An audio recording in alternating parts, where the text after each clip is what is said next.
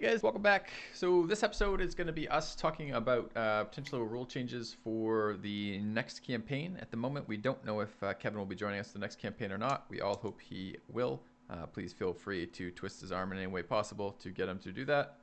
It's totally fine. I give you permission for all of that. Nothing could go wrong with me saying this on the internet. So... Great. Should we restart that part, you think? No, I think it's good. No, We'll leave it it's as fine. is. So Plus, I want Kevin's input on this, even if he's not here, Yep. because he knows good things.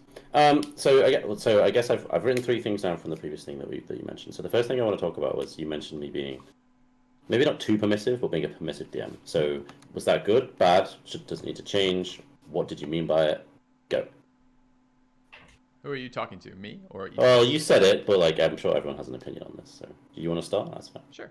I think in general it's a pretty good thing. It just changes the way it changes the dynamic in a good way, because I've felt like in the past the dynamic is kind of like the players want to do cool things and get cool stuff, and the DM is trying to distribute that at a rate that doesn't break the game and feels meaningful to the players, but is essentially withholding some of that by having to do that, right? It's kind of that limitation of it.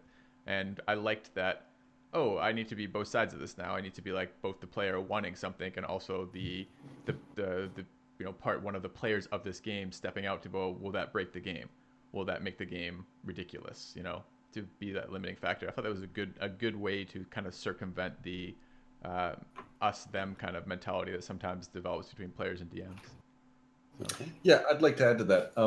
I have played an awful lot of games where the GM is adversarial and uses all of the resources available in a coordinated chessboard sort of way that I really don't much enjoy. I like the fact that you are a storyteller foremost and manage the interactions in the world in a way that allows things to develop, but not as an adversary. And related to that, you have a nice talent for letting players co-create reality. And so several of us now have roles that we can make that have nothing to do with any of the rules in the rule book, but Tim will all of a sudden roll seafaring or bone fluting because and whatever ridiculous thing happens, you say, okay, that's now canon. And so all of a sudden, fucking Thaddeus is got a challenge with every door pass because one of the imbeciles I party with has decided might be a funny thing, and so all of a sudden that's canon. So there's an interesting co-creation of the world that you allow that I really like. That a more strict or hard-lined GM would not allow. So I think the non-adversarial co-creation tone you set is good. It just means that we have to be careful with our exercise of our power within the world, because all of a sudden, we're all wearing tutus and flying magic ponies, and Sure. got So is Vorpal. are there things you think I could do to circumvent the chance of you guys doing that by mistake? Like taking I it never too far? even had the temptation in the campaign. Like usually, if I had I had ideas that had been shot down.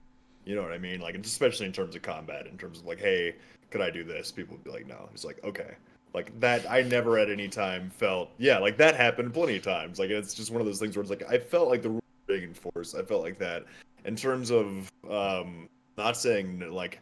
I just felt like I was being rewarded with coming up with cool ideas or every step of the way. And that's what I loved. I never was like, oh man, I just thought of something cool, but it might be too strong. That never once. I never had to shut off that part of my brain, and I never had to have that restraint that made the game work. I was going to say, I'm pointing at you and you can't. Like, that's the thing, and like, I can basically finger filthy, and like, that's beautiful. Like, you have the imagination to think, oh, you have that unlimited imagination of both just like the game world and the mechanics to be like, I bet I could do some crazy stuff right now. I think, hey, like I can think of here's how I take advantage of it, and the only way I take advantage. The last combat, I thought it would be funny if the guy whose arm's on fire just screamed all the time. Then from there, we kind of established that as a joke. People kept joking about it, and then 90% of the way to combat, I said, okay, I'm going to do a perception roll to see if I can listen where the guy's screaming from. And Adam said, yeah, okay. I'm like, okay, awesome. Like, that just kind of finally blends into the game world and felt like I was being rewarded for engaging the game, having fun with the game, having fun with the characters, and it wasn't breaking it. Yeah. Like, I loved that. So I basically 100% say what Kevin says. And I don't feel what Filthy feels. Like, I don't have that same urge, but I can see where you're coming from, and I can see how that's an issue. Yeah, a few people do. Yeah.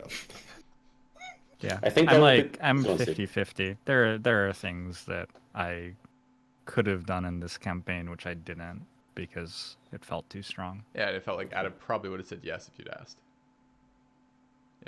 Okay. Well, I Although- think in the new world, I'm gonna try to still be, lenient in storytelling and co-creating, as you've mentioned. I think there won't be as much you can do anything because I'm gonna know more solidly what the characters you're interacting with are like and what they would and wouldn't allow in front of them. For example, like a good example that comes to my head in the campaign we just did was when you came to the dockyard and you were like, wouldn't there be someone that would inspect the boat? And I was like, sure, that's reasonable. But at no point did I think what the inspector would actually say, think, and do. Whereas if I've actually written down an NPC in my new world, the dock keeper, and he would question this, he would look at this, he would say these things, and then I'll have it in my head immediately, the kind of dialogue that he would use and say, and I kind of know how he might react to an adventurer carrying a dead body over their shoulder. So I think there will be still the same, reward for being creative and stuff, but I think some of the characters you interact with will at least appear to be more realistic in their responses and not just be like, oh yeah, everything's fine because the DM said so, because the DM doesn't really know what he's saying because he doesn't know any of these characters. And that does mean that in addition to being super powerful, like in the okay, you're gonna benefit the party. I think you guys are joking enough that you often set up terrible calamitous situations jokingly that he also says, okay, that's canon. Thaddeus is now one-legged. It's a peg leg. He's got two. Well, because Steve dragged him into the room using a... That didn't chop his leg off. Because Thaddeus died in the middle of a wall of fire during a combat. Let's place the blame appropriately. But at no point during any of that did he... But because of the co-creation of the world, the ridiculous, awful things you say also happen. And that's where you don't ever exercise the restraint you should. The tricky part there is that because we've come so far along with this kind of joking, comedic run of characters, at no point in that interaction could I say, I don't think that's what Tim would do, because by now it is what Tim would do, because that's just how Tim is. Yep. So, I kind of could see Tim just stabbing Thaddeus in the leg, because that's just kind of the way you've been as characters to some degree.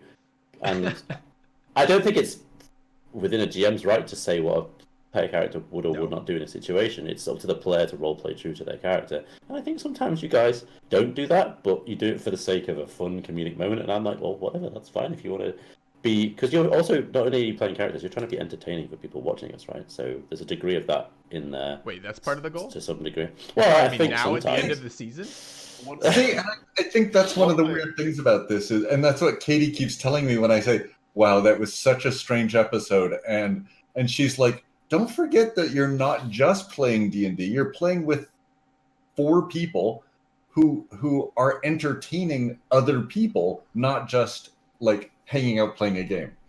And I'm like, oh yeah. I don't think that's much in people's heads, but sometimes it might. This is mostly my day off. Yeah. What? No. There is no way that. Well, okay. I think my opinion. I think that jumping in and swimming in front of a boat trying to drag it. Probably. If I'm at games night with my friends, I do shit like that. That's not about having an audience. That's about one of my favorite moments is that's for entertaining you as much as the viewers. Right, exactly. Yeah. This fits in pretty well. This is second. I think this might have been the very first session I was in. I didn't know any of the rules basically, aside from just watching a YouTube video or something. And we went into a room and I was hit by a poison gas, and you asked me to do a con save, and I passed the con save, and I said so I took no damage. So I was like, okay, I'm gonna just as a show of strength, like inhale a bunch of these poisonous gas and then blow out smoke rings just to show that I'm triumphant. And you were like, okay, you take 6 damage, and I'm like, oh, okay. You know what I mean? Like, that's fun. Like, I love that. You know what I'm crazy shit. But if I think of something realistic that might happen to you, I'm not punishing you. Like, this is the world. You know what I mean? And like, I loved that a lot. At the time, I was like, oh, I don't get to just do whatever the hell I want. Like, I think it had kind of a click moment, but it was a fun one, and I think it was in both directions. All right. You mentioned death saves, like essentially the scaling of that being non-existent. Can you think of any ways in which we could scale that? So I've played with a DM in the past who one of his rules was if every time you get knocked unconscious, in the duration of the same fight, every time you're knocked unconscious, you keep your death saves. They don't reset. That's worse. It has Sorry, ups and downs for it. But there are small rules you could do like that. Imagine, for example, a couple that come to mind for me are potentially you can't be revived in combat. Maybe their reviving process takes just that little bit longer, right? You can't be in the middle of the 6 seconds isn't enough for the potion to take effect style thing. So maybe like when someone's down in combat, it doesn't mean they're dead, but it means that this is now a very big problem for the party. Now that might. I think you can revive. You just aren't functional the next round, so you're stunned for at least a round. But in this game, like the healing isn't enough that you can survive being stunned for a round. You're stunned for a round, it's back on the ground. Exactly. That's exactly my point. Is you can heal in magic that way, but there's no way after being revived I jump to my feet and start swinging after being dead. Well, and this is the issue, right? Is that the game mechanics don't do a very good job with the interplay of healing, taking damage, and being healthy and being functional don't link in this game. Yeah. If you're on 1 HP, you're identical. Still as effective. Yeah. Max HP.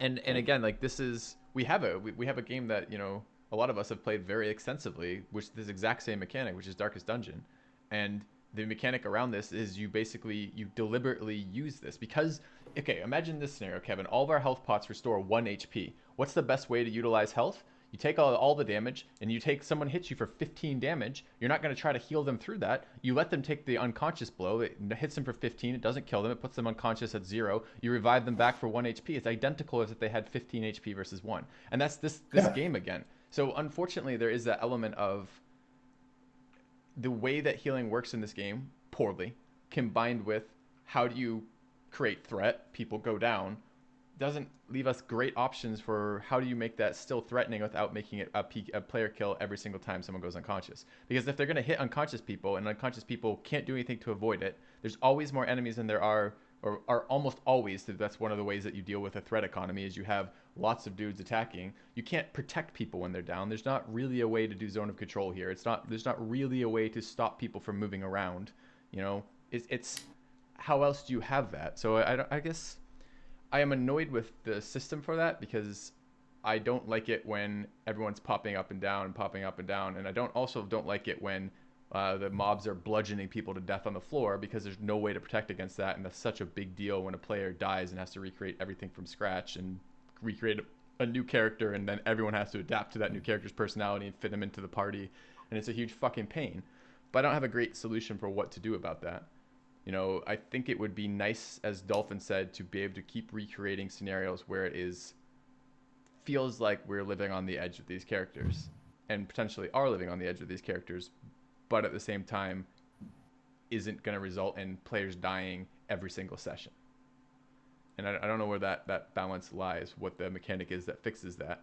I suspect something to reduce the impact of healing. Perhaps, one of the issues might be that we have these free potions. That might be an issue, right? Like, how many times have we healed with these free potions? Okay, so maybe you said that. Said that what? See? You said that you didn't like resource conservation around rests, right? Like you didn't like playing fights where you were conserving. Well, it does. I don't. What I don't like is I don't like a weak fight being implemented in a game just for the point of Just to making it a sap research resources. thing. Yeah. So.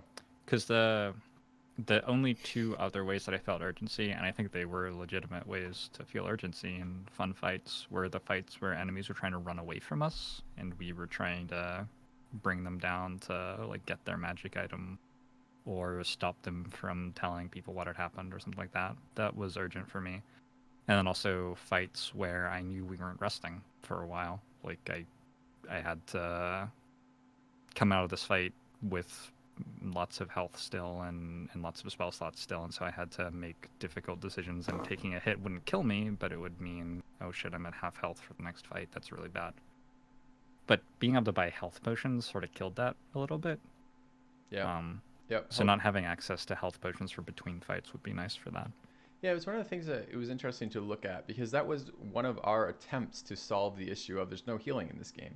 And if you're doing a fucking dungeon crawl where you're fight a billion times in a row and there's no healing in this game, like no magic healing that matters, but you're also trying not to spam long rests because it's ridiculous that you take a 15-second, you have 3 rounds of fighting in person, which is 18 seconds of supposed your character time, and then you have an 8-hour nap, and then you have to wait 16 hours before you can do that again. But that's the way it works out for health resources. You just have to do that with the system. So the health potions were kind of our attempt to be like, well, here's another way of healing. Hopefully the world being set up so that we have a reasonable amount of fighting per place, and like there's a long rest between traveling between places because we're traveling. Hopefully See, that and I think if we had played this dungeon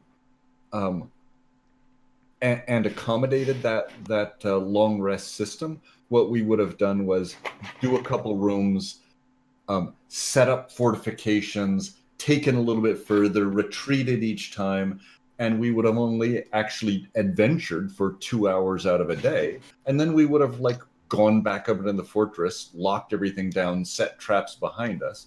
Yeah, and we that would have it spent would have 45 minutes every time we did that, adding to the slow pace of the fights already. We would have now added another 45 minutes of preparation each time, of tedious, repetitive preparation that probably has almost no value because we're just forced to do that again and again. It's one thing if like you're in a moment of traveling and like you're in the hostile territory and the DM's giving you the clues that people are tracking you and like you need to rest because you're out of resources, so you set up a defensive area and do that once, and that's a kind of a cool scenario. If you're doing that every single time you have to fight because it's a fucking, as you said, an anthill of creatures, then but if we had said, okay, we are depleted, we're going to long rest, and it's been only 3 hours since our long rest, we would say to Adam, okay, we set up some walls here or barriers here or something, and we retreat back to this room, or we retreat back to the fortress.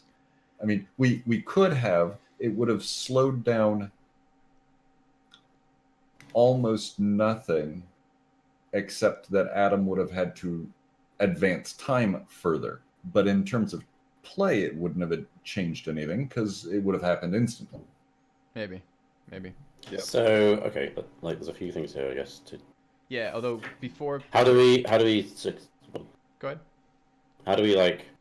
You mentioned like the problems here were like having access to items, having access to potions, and the rest system being maybe not preferable, or I'm not sure. Maybe it's not preferable because of the situations you're in, and it will be preferable because you're probably going to be doing more traveling in this new campaign. So how do we like attack a couple of these problems? Like External time pressure is a great solution to a lot of these, because if you're controlling, essentially, if you give the characters a reason why rest is not a viable thing, and there's some sort of finite goal with that, then we have both resource the fun puzzle of what resources can I spend when, and also when can I be powerful versus when do I need to be mediocre, and a reason why it isn't just we're always powerful, then we take a break and walk out of the room and come back in 2 days time and do it again. So to me, I like external pressures on our characters that limit our ability, and one of the ways to do that is that having the passage of time be meaningful.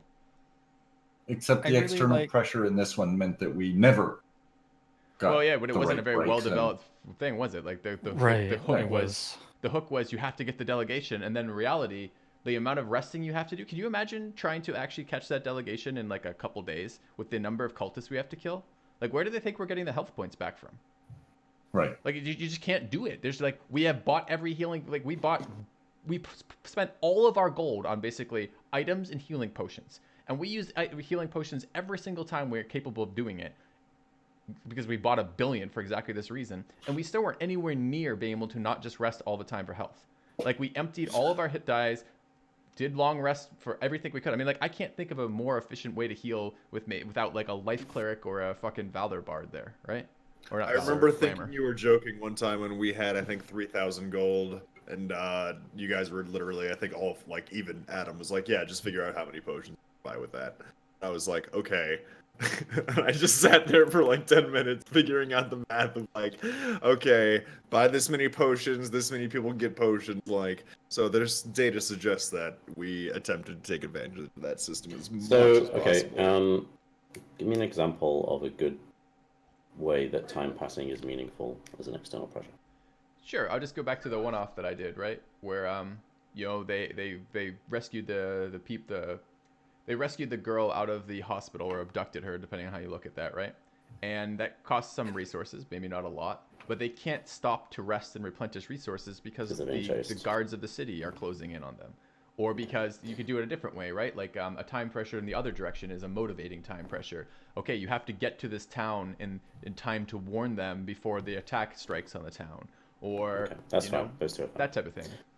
Yeah, but like short quest-related time pressures instead of campaign-related. Yep, no, that's time okay. pressure. I understand. Sorry. That's how you're aiming for. That's okay. That's okay. Okay, Yeah, so how do we? You caught that distinction, Adam, of the relevance of it. Like, having just global time pressure is exactly identical to not having global time pressure, because you can't do anything about it. But having like specific instances of time pressure, like, okay, you're in this this tomb, and the tomb's guardians are being activated from your presence there, or something. You know what happens to be like, that's a specific time pressure relative to that.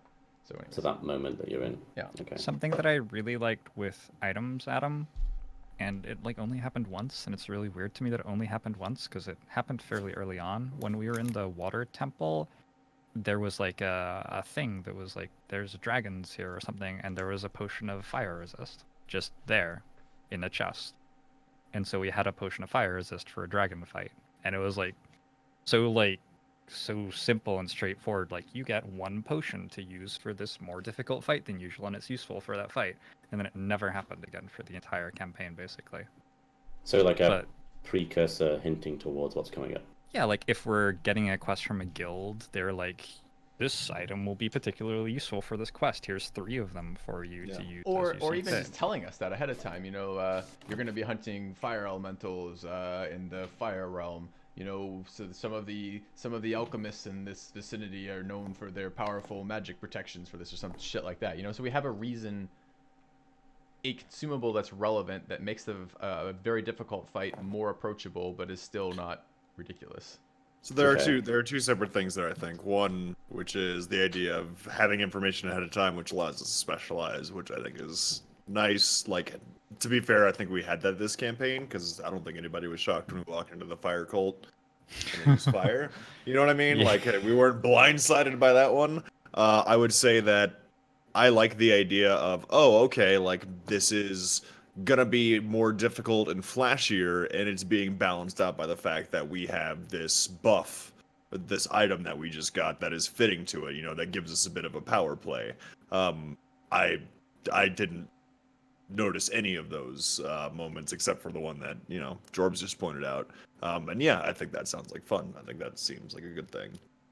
And even totally aside from like, oh, this is a hint of things to come, I don't necessarily know. So my worry here is that if I give you like for example, like a 1-use powerful item that's for a side quest, maybe it's given to you from the person who gives you the quest, you're just gonna stick that in your pocket never use it, do the quest, Thaddeus' pack. Well, Kevin's leaving. and now the party, have that so- for something else later on. And Yeah, you're just going to there is collect the these risk over of- time, and now you have 5 super cool things, and you fight a big boss, and you're like, right, well, now we're going to use the Dwarven Lightning Spear and the Potion of Angel's Breath, Yeah. So and it's like a the Cloak buff of Awesome. from a tomb, then? Like, we had those tombs that we walked into, and it was like, you get a full heal, but it had no relevance to what was actually happening. It was just like a random full heal. But instead of that, you walk into a tomb and you get a blessing that gives you water resist for the upcoming Sure. fight against the water boss.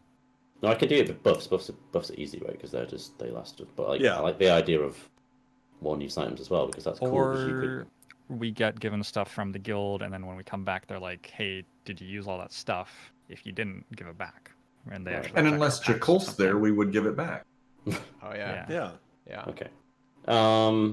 Balancing of things like potions and magical items. I think I can have like limited stocks of these, and maybe just certain. For example, the magic shop has a limited amount of stock, or it has a certain level of my magic items it can make. I don't know if you guys have ideas about that. I think about how to both are balance. relevant. I think powerful items should be quested for and important as opposed to purchased easily.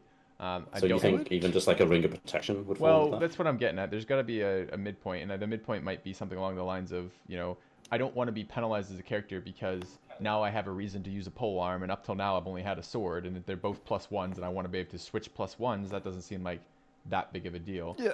But it does feel like a big deal if like I can change the power level of my character. I mean, changing the power level of your character by buying items with gold that you've made venturing makes some sense, but I think it should be.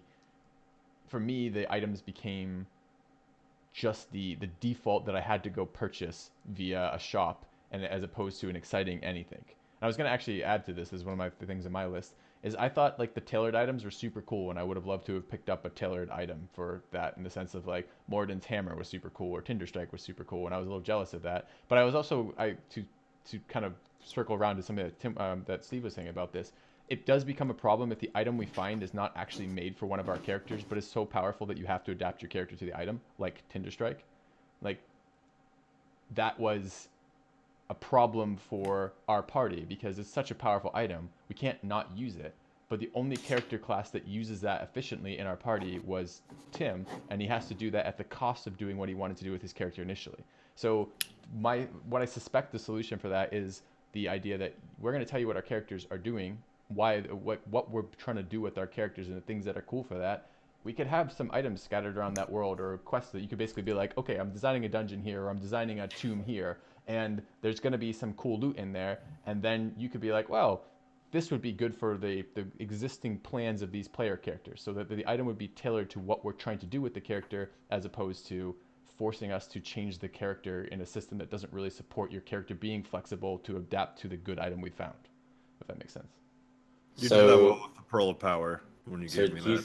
So you think it would be better if I tailored the rewards towards you rather than what I was potentially intending to do for this campaign, which would be, for example, choosing what level the rewards were and then just rolling them on the tables? Yeah, I don't think rolling them on the tables is at all good. I don't think the tables represent the levels in the tables, and the costs in the tables seem totally independent of how powerful the items are. Like when Steve and I were going through a list, we're like, seriously, that's only this expensive? Or why is that so expensive? Was a kind of, for me, a pretty common sentiment looking through that. So having those be random really doesn't help. I mean, what is the benefit? Let's say we all end up 4 casters, right? Let's just, this for the easy scenario. And like we get a two-handed maul of attacking, right? Like that doesn't help anyone. No one in our party can use that. That becomes A, boring loot, or B, worse, it forces us to be like the character I wanted to play and the character that I spent all the time planning out and thinking about. Now we have to figure out how to fucking fit this maul in because it's so damn good we can't not use it. Although you run the risk of, okay, we can't go to the store to buy it, so instead Adam is tailor making these and putting them peppered in our path so that we get them without. I would say give us the crappy loot and make us go sell it and buy the thing that actually at a loss. I got Tinderstrike from like a boss fight, right? And it was on my character for the rest of the campaign. It's a very, very strong item. And it leveled up with me, which was sort of cool. Like it went from fire resist to fire immune, which is a nice thing. Although it does make it hard to replace an item if the item stays as good as you are. So like Yeah. it becomes Yeah, if you give, absolutely. yeah. I was stuck with it. Yeah. But when we had Orna, I knew that Orna was like just a throwaway character you just created, and we were joking about how her rapier was magical and was giving her crits on 19s, right? You could have situations where our party gets a magical item which is more powerful than our other loot is, but it's temporary. Like, she goes down, we pick up her sword, and we're strong for a while, but at the end of the quest, like, we return the sword to her family, or we get her back up and give it back to her. And for one session, somebody gets to play with a super cool magic item, but in general, the arc of the campaign is we're building our characters towards where we want them to be. I think that would be a fun way to keep that dynamic. And yeah, I guess I don't know how open form this next one's gonna be. You know, like I really like the idea of, you know, we're progressing with our world, doing our things, doing our characters, doing whatever we do. I don't know what we're gonna be. I don't know what it's gonna be like. Maybe we're paladins crusading around, whatever, fighting evil or some shit like this. And somewhere we catch wind of, you know, a treasure trove or a as I keep coming back to, like a buried tomb or something, where there's like hints of, and maybe it isn't like in that session that we're able to follow up on that, but we're kind of given those kind of beginning hooks of there might be something cool this way. And that seems to Which me like, means you'll never see it because no one's ever going to write it. yeah, that is the problem. Yeah. If you've gone. Kevin's not the party. We'll never remember any But of it it. seems to me like such a cooler way to get like treasure is like, yeah, I could go to this fucking shop and I could pay 3,000 gold and buy my dagger of +1. Or I could like have fought through this crazy tomb of undead monstrosities and open this dark chest that sucks the light out of the room, and when I open it there's a single, like, you know, ruby dagger in there, and that does something cool. And like that's so much more awesome to me than But you want that dagger to be catered in some way towards someone in the party. right, because it would, hopefully someone in our party could use a bloody dagger. You know, if I open Or you want it to have some kind of limited use, thematic purpose, direction, not just you find a more. I feel like if we got so a you either limited, find something that's good for the for a party, limited use or you item, find something want it that's at the plot beginning of a relevant. dungeon. Yeah, exactly. Something that's useful for the party or something that's plot relevant, I think is very well put. Okay. Even if it's And like a I minor can- side quest plot, like what Steve just said, it's Orna's sword returned to her family. Sure, if there's a reason for us to do that. I mean, we're gonna presumably we will say no to some hooks, I suspect.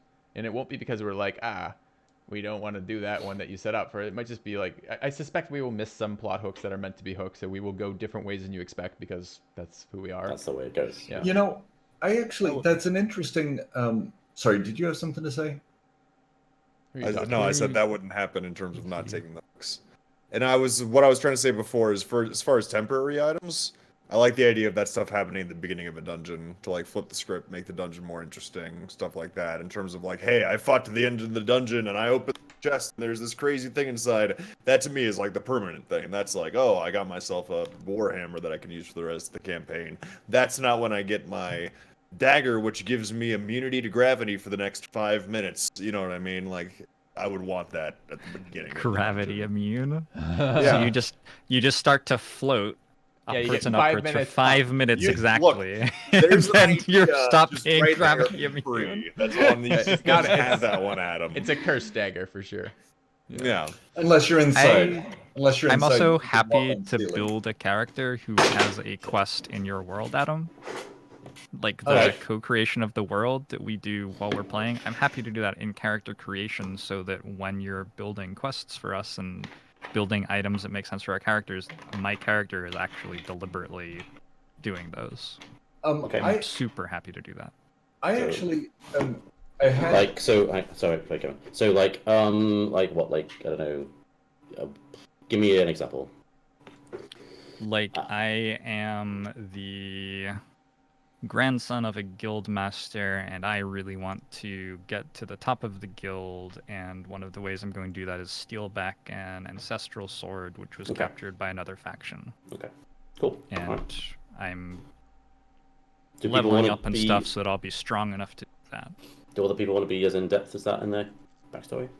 I like having the access to that. I mean, I'm certainly I don't willing. necessarily need it, but I like the idea of if I come up with something cool in the next X days or X weeks, then it can be worked in. Yeah, I like that a lot.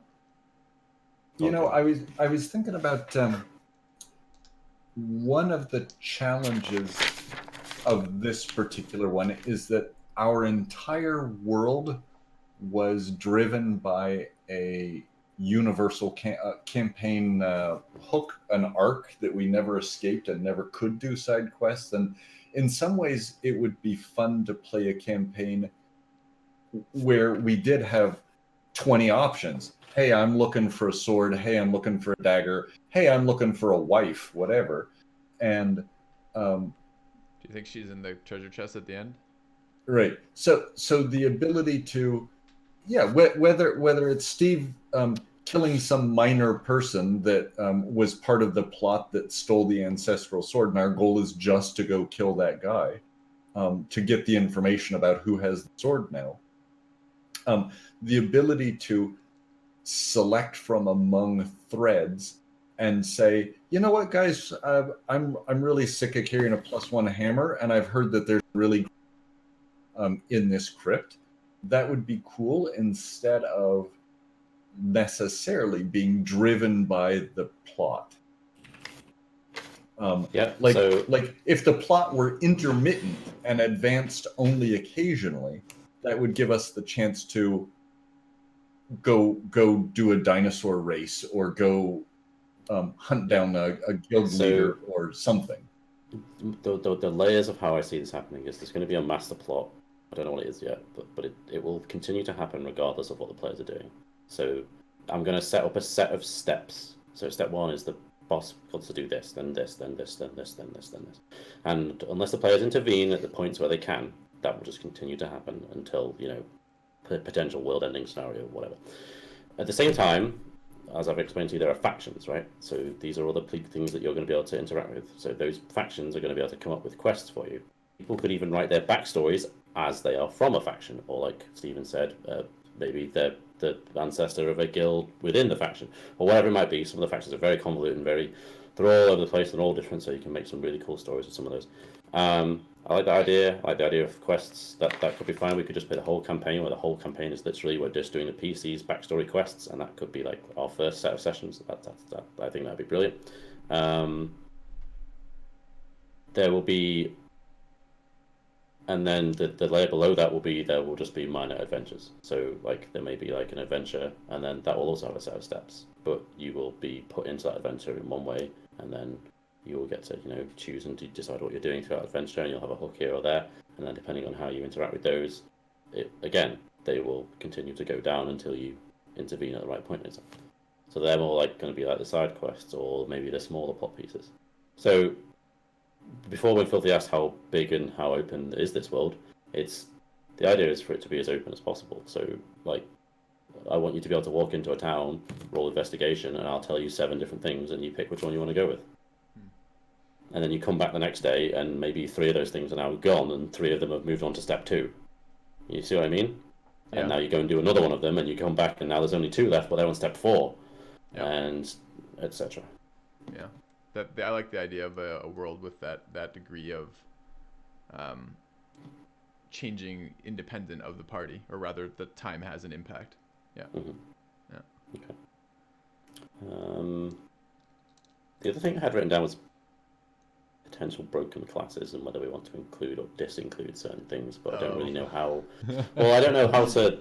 I'm not saying Adam, just for a quick second, what things did you find broken in this campaign, and tell me if they were A, Bladesinger armor, and B, darkness.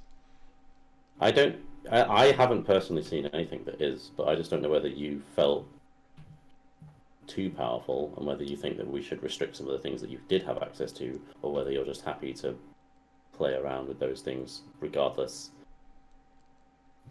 I would have liked my things to be a little more broken. That would have been if the dodge action is very strong. Burn it out. I could prone the hell out of everything, and it really didn't seem to make as big a difference as I would have hoped. Like, I think the strengths of your classes and characters were exemplified because you were stuck in corridors. Like, for example, Dolphin today was especially exemplified because he was stuck in a room with an L shape near you, and that just really made use of that aura that can wrap around walls. But like in an open field in the middle of a road from one town to the other, that is not going to be as effective. So, man, I wish my character got to fight in an open field. Right. That would have been incredible. So I just think maybe it was the situation you're in that maybe made those feel so strongly, which is why I'm not saying specifically I think we should stop having this Does class. anyone but think Vengeance Paladins are underpowered? no. I think, Kevin, you were very conservative with a lot of things you had. He also had the aura that was And you were a dwarf. making us invincible, just about. Your aura was so ridiculously Mhm. good. There was a lot of passive things that your character did that were very, very strong.